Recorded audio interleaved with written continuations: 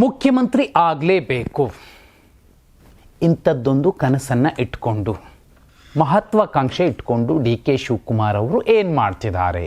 High command ವಿರುದ್ಧ ಹೋಗ್ತಿದ್ದಾರಾ ಅಥವಾ ಅಹಿಂದ ನಾಯಕ ಸಿದ್ದರಾಮಯ್ಯ ಮತ್ತು ಆ ಅಹಿಂದ ವರ್ಗಗಳ ವಿರೋಧವನ್ನು ಕಟ್ಕೋತಿದ್ದಾರಾ? ಅಥವಾ ರಣದೀಪ್ ಸಿಂಗ್ ಸುರ್ಜೇವಾಲಾ ಅನ್ನುವಂತಹ ವ್ಯಕ್ತಿ ಅವರ ಬೆಂಬಲ ಬಲ ಇರೋ ಕಾರಣಕ್ಕೋಸ್ಕರ ಏನು ಬೇಕಾದರೂ ಮಾಡಬಹುದು, ಅದು ರಾಹುಲ್ ಗಾಂಧಿ ಅವರ ವಿರುದ್ಧವೂ ಕೂಡ ನಿಲ್ಲಬಹುದು ಅನ್ನೋ ಲೆಕ್ಕಾಚಾರದಲ್ಲಿ ಇದ್ದಿರಬಹುದಾ ಡಿ ಕೆ ಶಿವಕುಮಾರ್ ಮತ್ತು ಅವರ ಬಣ? ಅಥವಾ 2028ಕ್ಕೆ ಯಾವ ಕಾರಣಕ್ಕೂ ರಾಜ್ಯದಲ್ಲಿ ಕಾಂಗ್ರೆಸ್ ಬರುವ ಸಾಧ್ಯತೆಗಳು ತೀರಾ ವಿರಳ, ಆ ಕಾರಣಕ್ಕೋಸ್ಕರ ಈ ಸಂದರ್ಭದಲ್ಲಿ ಮುಖ್ಯಮಂತ್ರಿ ಆಗಿಬಿಡಬೇಕು ಅನ್ನುವಂತಹ ಆತುರಕ್ಕೆ ಬಿದ್ದಿದ್ದಾರಾ? ಇಷ್ಟೆಲ್ಲ ಅನುಮಾನಗಳ ಮಧ್ಯೆ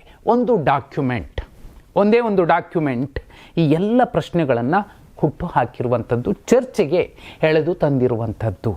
ನೋಡಿ, ಆ ಒಂದೇ ಒಂದು ಡಾಕ್ಯುಮೆಂಟನ್ನು ಈಗ ಡಿ ಕೆ ಶಿವಕುಮಾರ್ ಅವರು ಸಂಪಾದಿಸಿ ಬಿಟ್ಟರೆ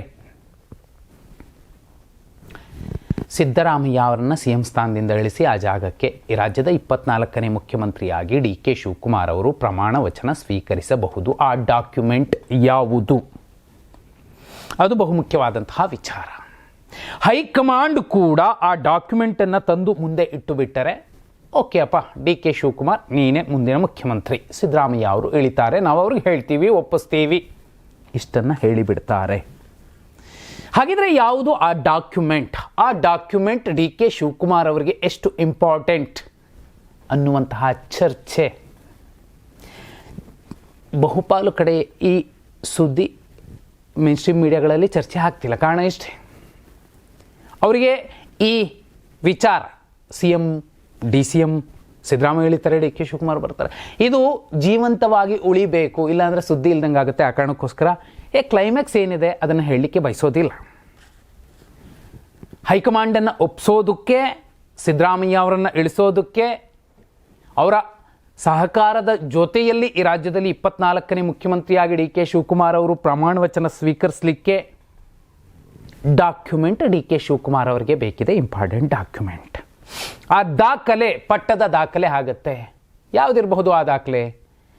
ಇಲ್ಲಪ್ಪ, ಅವತ್ತು ಅಧಿಕಾರ ಹಂಚಿಕೆ ಲೆಕ್ಕಾಚಾರ ಆಗಿತ್ತು, ಒಪ್ಪಂದ ನಡೆದಿತ್ತು, ಆ ಒಪ್ಪಂದವನ್ನು ಇಬ್ಬರೂ ಕೂಡ ಒಪ್ಪಿ ಸಹಿ ಮಾಡಿದ್ರು. ಆ ಡಾಕ್ಯುಮೆಂಟಾ? ಇದು ಈಗ ಕಾಂಗ್ರೆಸ್ ವಲಯದಲ್ಲಿ ತುಂಬ ಆಪ್ತ ಬಳಗದಲ್ಲಿ, ಸಿದ್ದರಾಮಯ್ಯ ಅವರ ಬಳಗದಲ್ಲಿ ಚರ್ಚೆ ಆಗ್ತಿರುವಂತಹ ವಿಚಾರ. ಆದರೆ ಆ ಡಾಕ್ಯುಮೆಂಟ್ ಅಲ್ಲ, ಯಾಕಂದರೆ ತೀರಾ ರಾಜ್ಯದಲ್ಲಿ ಒಂದು 2020 ಸರ್ಕಾರ ಬಂದಾಗ ಅಂಥದ್ದೊಂದು ಡಾಕ್ಯುಮೆಂಟ್ ಬಗ್ಗೆ ಚರ್ಚೆ ಆಗಿತ್ತು. ರಾಜಕಾರಣದಲ್ಲಿ, ಹೈಕಮಾಂಡ್ ವ್ಯವಸ್ಥೆಯಲ್ಲಿ, ಕಾಂಗ್ರೆಸ್ನಲ್ಲಿ ಆ ಥರದ ಅಗ್ರಿಮೆಂಟ್ಗಳು ನಡೆಯೋದಿಲ್ಲ. ಬೇರೆ ಬೇರೆ ಪಕ್ಷ ಅಂದಾಗ ಅಗ್ರಿಮೆಂಟ್ ಆಗಿರುತ್ತೇನೋ, 2020 ಸರ್ಕಾರದಲ್ಲಿ ಆಗಿತ್ತೋ ಏನೋ ಗೊತ್ತಿಲ್ಲ. ಆದರೆ ಈಗ ಅಂಥದ್ದು ಆಗಿರ್ಲಿಕ್ಕೆ ಸಾಧ್ಯ ಇಲ್ಲ. ಅದೆಲ್ಲ ಡಾಕ್ಯುಮೆಂಟ್. ಮತ್ತಿನ್ಯಾವುದು ಡಾಕ್ಯುಮೆಂಟ್? ಡಿ ಕೆ ಶಿವಕುಮಾರ್ ಅವರಿಗೆ ಮುಖ್ಯಮಂತ್ರಿ ಆಗಲಿಕ್ಕೆ ಎದುರಾಗಿರಬಹುದಾದಂತಹ ಕಾನೂನಿನ ತೊಡಕನ್ನು ನಿವಾರಿಸಬಹುದಾದಂತಹ ಡಾಕ್ಯುಮೆಂಟ್ ಈಗ ಬೇಕಿದೆಯಾ? ಮೋದಿಯವರ ನೇತೃತ್ವದ ಕೇಂದ್ರ ಸರ್ಕಾರ ಒಂದು ಮಹತ್ವದ ಕಾನೂನನ್ನು ತರೋಕೆ ಹೊರಟಿದೆ. ಒಂದು ಮಹತ್ತರ ಆರೋಪ ಹೊತ್ತು 30 ದಿನಗಳ ಕಾಲ ಜೈಲಿನಲ್ಲಿದ್ದರೆ ಅವ್ರ ಪಟ್ಟ ಹೋಗ್ಬಿಡುತ್ತೆ. ಮುಂದೆ ಅವರು ಆ ಕಾನೂನಿನ ವ್ಯಾಜ್ಯದಿಂದ ಕ್ಲೀನ್ ಚಿಟ್ ತೊಗೊಂಬಂದರೆ ಅವರಿಗೆ ಅವಕಾಶ ಸಿಗುತ್ತೆ ಅನ್ನುವಂತಹ ಏನು ಕಾನೂನಿನ ಚರ್ಚೆ ಇತ್ತು. ಅಂತಹ ಕಾನೂನಿನ ಅಡಿಯಲ್ಲಿ ಈಗಿನ ಪಟ್ಟ, ಡಿ ಸಿ ಎಂ ಪಟ್ಟ, ಮತ್ತು ನಾಳೆ ಆ ಜಾಗಕ್ಕೆ ಹೋಗಿ ಕೂರೋದಕ್ಕೆ, ಸಿ ಎಂ ಸ್ಥಾನಕ್ಕೆ ಕೂರೋದಕ್ಕೆ ಎದುರಾಗಬಹುದಾದಂತಹ ಕಾನೂನಿನ ತೊಡಕುಗಳು, ಇಂತಹ ತೊಡಕುಗಳೇ ಎದುರಾಗಬಾರ್ದು ಅನ್ನುವಂಥದ್ದಕ್ಕೆ ಬೇಕಿರಬಹುದಾದಂತಹ NOC, ಆ NOCಯ ಡಾಕ್ಯುಮೆಂಟನ್ನು ಡಿ ಕೆ ಶಿವಕುಮಾರ್ ಅವರು ಹುಡುಕ್ತಿರಬಹುದು. ಇನ್ನೂ ಮಿಗಿಲಾಗಿ ಕುಮಾರಸ್ವಾಮಿ ಅವರು ಪ್ರತಿ ಸಲ ಅವರು ಹೇಳ್ತಾರೆ ಮಾತಾಡ್ಬೇಕಾದ್ರೆ, ನನ್ನ ಹತ್ರ ಡಾಕ್ಯುಮೆಂಟ್ ಇದೆ, ನನ್ನ ಹತ್ರ ಪೆನ್ ಡ್ರೈವ್ ಇದೆ ಅಂತ ಹೇಳ್ತಿರ್ತಾರೆ. ಅಂತಹ ದಾಖಲೆಗಳನ್ನು ಸಿದ್ದರಾಮಯ್ಯ ಅವರ ವಿರುದ್ಧ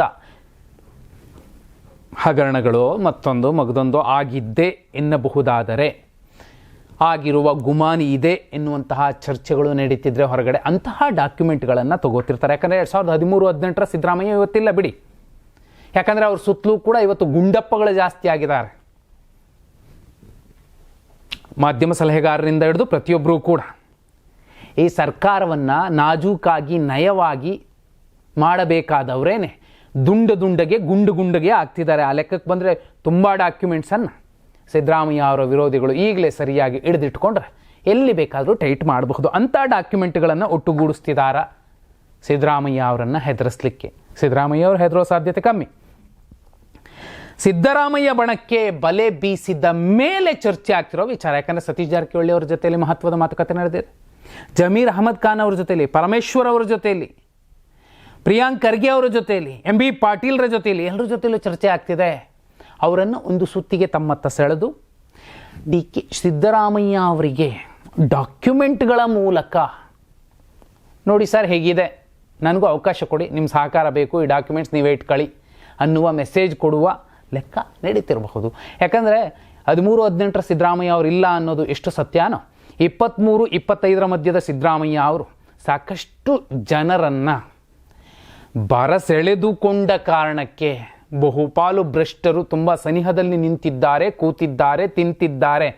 ಅವರೆಲ್ಲರ ಒಂದೊಂದೇ ರಗಳೆಗಳು ಹೊರಗೆ ಬಂದು ಬಿಟ್ಟರೆ ಸಿದ್ದರಾಮಯ್ಯ ಅವರಿಗೆ ಬಹುದೊಡ್ಡ ಆಘಾತ ಎದುರಾಗಬಹುದು. ಯಾರೋ ಮಾಡಿ ಸಿದ್ದರಾಮಯ್ಯ ಅವರ ಹಣೆ ಕಟ್ಟುವ ಸಾಧ್ಯತೆಗಳು ಕೂಡ ಹೆಚ್ಚಿದೆ. ಹಾಗೆ ನೋಡಿದ್ರೆ ದೊಡ್ಡ ತೂತಿನ ದೋಸೆ ಹಾಕುವ ಹೆಂಚು ಸಣ್ಣ ತೂತುಗಳನ್ನು ಹುಡುಕುತ್ತಿರುವ ಲೆಕ್ಕ ಕಾಣಬಹುದು, ಅದೇನೇ ಇರಬಹುದು. ಆದರೆ ಒಂದು ಡಾಕ್ಯುಮೆಂಟ್ ಈಗ DK ಶಿವಕುಮಾರ್ ಅವರಿಗೆ ಅತ್ಯಗತ್ಯವಾಗಿ ಬೇಕಿದೆ. ಆ ಡಾಕ್ಯುಮೆಂಟ್ ವಿಚಾರ ಈಗ ಲೀಕ್ ಆಗಿದೆ. ಸೀಕ್ರೆಟ್ ಡಾಕ್ಯುಮೆಂಟ್ ವಿಚಾರ ಲೀಕ್ ಆಗಿದೆ. ಆ ಡಾಕ್ಯುಮೆಂಟೇ ಸಿಕ್ಕಿಬಿಟ್ರೆ DK ಶಿವಕುಮಾರ್ ಅವರು ಸಿದ್ದರಾಮಯ್ಯ ಅವರನ್ನು ಸಹಕಾರದೊಂದಿಗೆ ಇಳಿಸಿ ರಾಜ್ಯದ 24ನೇ ಮುಖ್ಯಮಂತ್ರಿ ಆಗಬಹುದು. ಆದರೆ ಸಿದ್ದರಾಮಯ್ಯ ಅವರ ಜೊತೆಲೇ ಇರುವಂಥವರು ಮತ್ತೆ ಆ ವ್ಯಕ್ತಿಗೆ ಅಹಿಂದ ನಾಯಕ ಅನ್ನುವಂತಹ ಅತಿ ದೊಡ್ಡ ಹೆಗ್ಗಳಿಕೆ ಇರುವಂತಹ ನಾಯಕನಿಗೆ ಮಸಿ ಬಳಿಯುವಂತಹ ಪ್ರಯತ್ನಗಳನ್ನು ಅವರು ಸುತ್ತಲೂ ಇರೋರೇ ಮಾಡ್ತಾ ಇದ್ದಾರೆ. ಆ ಪ್ರಯತ್ನ ಸಫಲವಾಗಬಹುದಾ? ಕಮೆಂಟ್ ಮಾಡಿ.